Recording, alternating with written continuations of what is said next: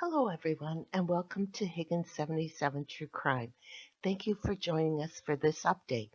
I truly thank everyone for taking the time out of their busy day to send such wonderful comments. So I thought I would do this quickie update to two items we discussed in episode 1 and episode 2. One of the questions I asked was, how do you think the killer exited the house? Either the butler pantry door or simply walked out the front door. Um, if you look at this first slide, this is a view of the Ramsey home, the side of the house that the butler pantry door is. This is why I asked this question. If everyone were to put their thief hat on, look at the picture. If you were going to burgle this house, which door would you use? The killer would use the same thought process to enter and exit the house. As you can see, that if the killer exited the front door, down a few steps, turn right, that should be turn left. Sorry about that. Turn left. There is a path all along the side of the house that leads to the back alley. So that's what the blue arrows are. That's that path. The same goes for the butler pantry door. The killer would exit the house, turn left, walk that same blue path, blue arrow, but a shorter distance to the back alley. So either exit from the house would take mere seconds and you're in the back alley and off the killer would go. To my knowledge, I have never heard of any law enforcement person that was involved in the case ever mention this, as none of them followed the KISS principle, which is what most criminals do. Now, to give some perspective here, the left picture, which is a crime scene photograph taken the morning of December 26, 1996, is of the butler pantry door. Next to the door, you see a wall. The picture on the right, you see the same wall, but you also see the little porch, and you can see through to the back alley. This is where there is a path from the front of the Ramsey house, past the butler pantry door, past the little porch, through the backyard to the back alley. In December 1996, there were no fences on the north side of the Ramsey home or along the back alley. The area was completely open. Along this path, there is plenty of evergreens all along the way, including in the backyard. There's big evergreen trees. And so there's plenty of places for anyone to hide if the need arose. Okay, just to give you an idea in regards to the back alley, the picture on the left is a picture taken in the summertime at the back alley that the Ramseys used to access their garage. The picture, oh, excuse me, on the right is an aerial view, so you can see how easy it would be in the middle of the night to just scoot along this alley undetected. The red balloon is the Ramsey home. Now, the home on the north side of the Ramsey home, where one of the witnesses lived, has been renovated since 1996. So the house is much larger today than it was back in 1996. Now, this is just my opinion. I think I think the killer entered and exited the house through the butler pantry door. I believe the door was unlocked, and if it wasn't, it was such an easy door to pop the lock. Even I can do that. The reason I believe the killer exited through the butler pantry door is the door to the basement was closed. In order to exit going down the angled stairs to the butler pantry, you would have to close the basement door in order to exit that way, because the basement door opened out, not inwards towards the basement. I believe that the killer was in a bit of a panic when exiting the house, as their plan went horribly wrong, as to kill was not their original intent. When people are in a hurry, they will go the same way they arrived somewhere.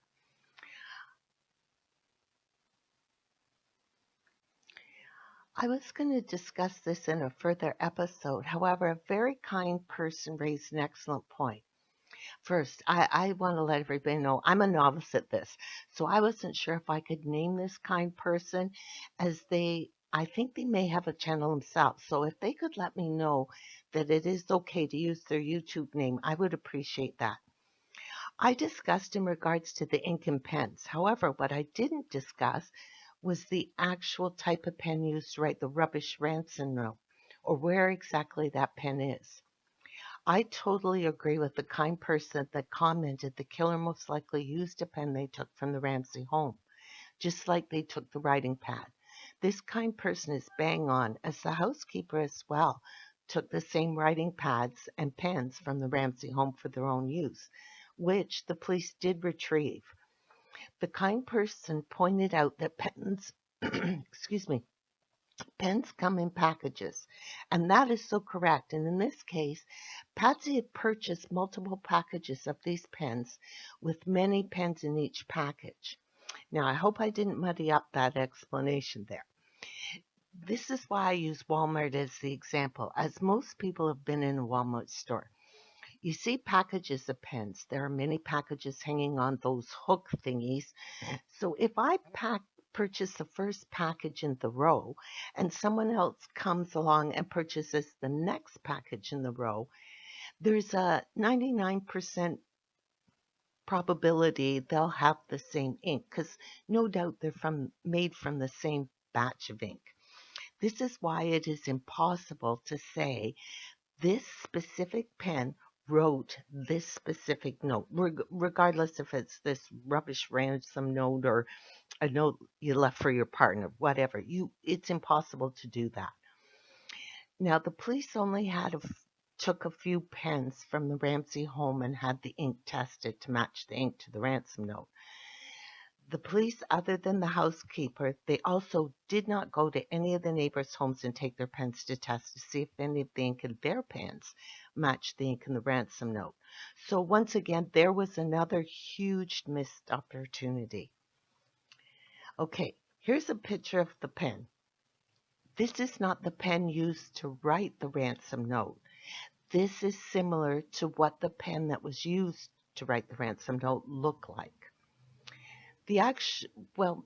Again, there's no specific pen that wrote the ransom note, okay, because it's impossible for them to determine that.